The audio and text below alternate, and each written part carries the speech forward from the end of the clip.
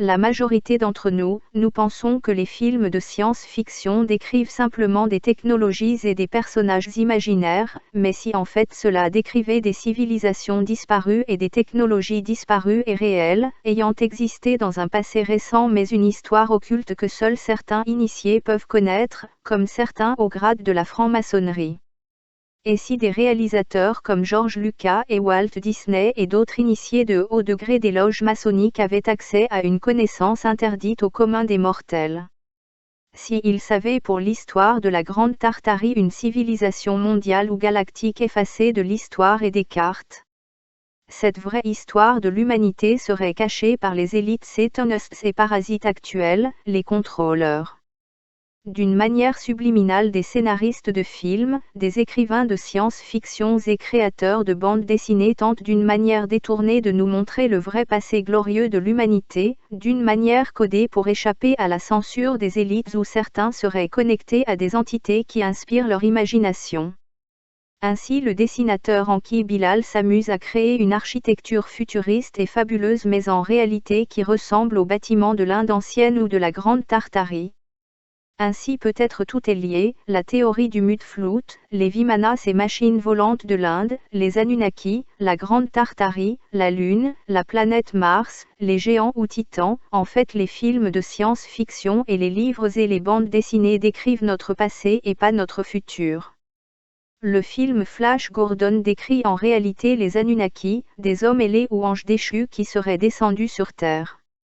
Le roi Ming de la planète Mango serait en réalité un empereur chinois ou mongol ayant réellement existé. La dynastie des Ming est réelle selon les historiens officiels.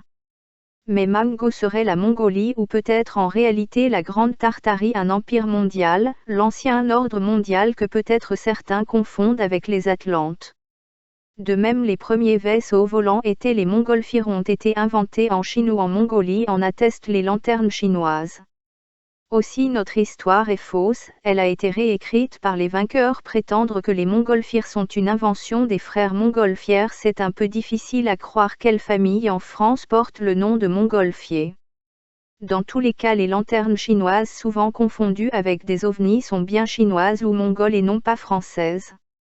La Grande Tartarie était un empire mondial à majorité musulmane mais comprenant des chrétiens, des bouddhistes et des juifs et d'autres minorités, un empire tolérant et très avancé technologiquement, un empire qui aurait construit peut-être les pyramides et aurait pourquoi pas colonisé l'espace, un empire qui avait déjà des ordinateurs et des robots et l'électricité et des énergies libres et propres qui seraient cachées par les élites actuelles appelées les parasites ou les satanistes.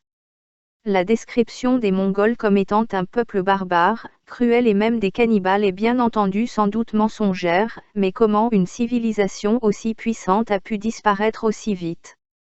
Quelles armes les élites actuelles ont utilisées? Des bombes atomiques, des armes climatiques comme ARP ou des gaz toxiques ou des poisons. Si les géants existaient il y a peu de temps selon la théorie de Mutflout, comment ont-ils été exterminés?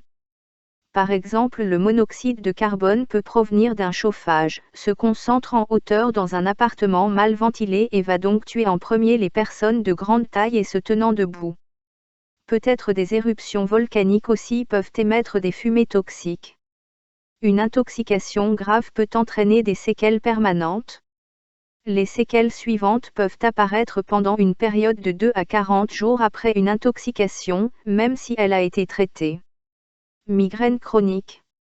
Troubles neurologiques pouvant causer des problèmes de coordination des mouvements. Problèmes de mémoire et de personnalité.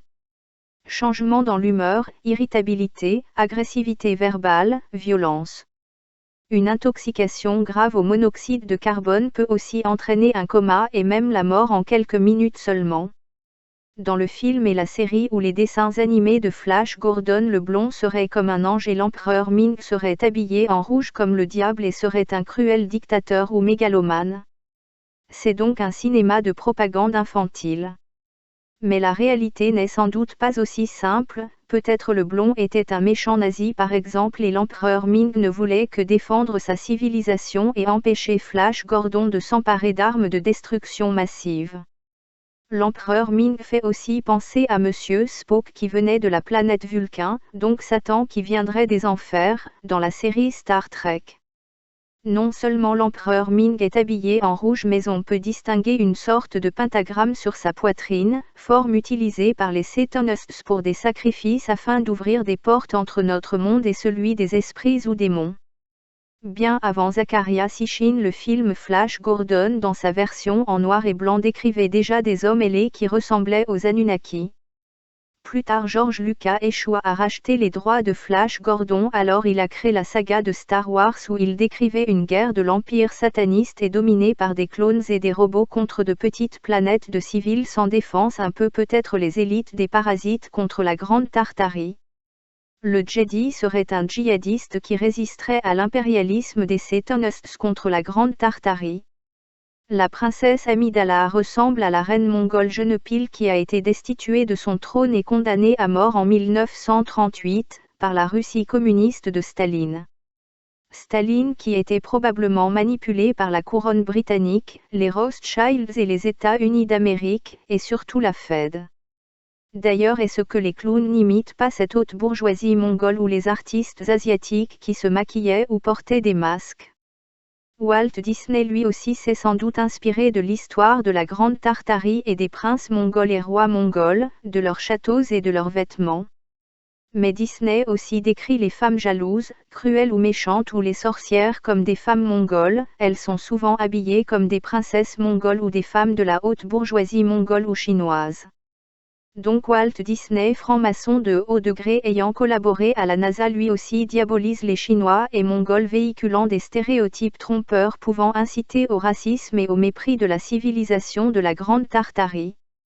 Donc est-ce que c'est de la propagande raciste ou c'est un simple hasard? Souvent en Occident le diable est représenté avec des cornes, ce qui est sans doute mensonger.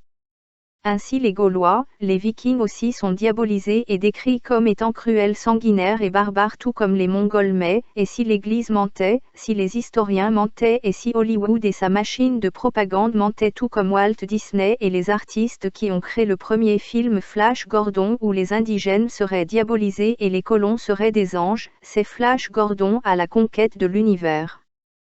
Selon le Coran, un homme, une sorte de géant ou super-héros, l'homme aux deux cornes aurait construit un mur ou un barrage pour enfermer des peuples barbares, les Gog et Magog, sous terre. Les Gog et Magog, un peuple peut-être de petits hommes et géants, la nuit saccageait les récoltes, volait les fruits des arbres et volait le lait des vaches, condamnant à la misère certains peuples reculés, et l'homme aux deux cornes aurait fait fondre du cuivre et du fer puis aurait peut-être bouché l'entrée d'un autre monde où vivent ces peuples dangereux pour le reste de l'humanité.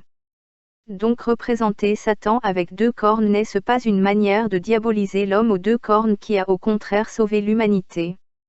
Enfin Dark Vador lui aussi ressemble à un samouraï japonais avec une armure et un casque qui aurait pu porter des cornes.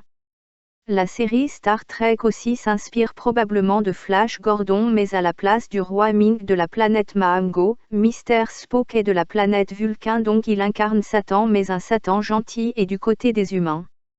Le capitaine Kirk, blond, lui ressemble à Flash Gordon. Star Trek semble aussi promouvoir une humanité multi-ethnique incluant des Asiatiques ou des Africains, donc soit ce serait une humanité tolérante, soit le nouvel ordre mondial. D'un point de vue historique, il y a certainement aussi un lien entre l'Égypte et la Mongolie. En effet, les princesses mongoles ressemblent beaucoup aux princesses égyptiennes. Des films comme Star Trek ou Star Wars ou Flash Gordon ont influencé notre époque en décrivant à l'avance le téléphone portable et bien d'autres inventions. Mais est-ce que la Grande Tartarie avait déjà des technologies comme l'énergie libre, l'électricité, les ordinateurs et la téléportation, des robots, des lasers, des hologrammes, des trains à grande vitesse et des vaisseaux spatiaux et des satellites dans l'espace?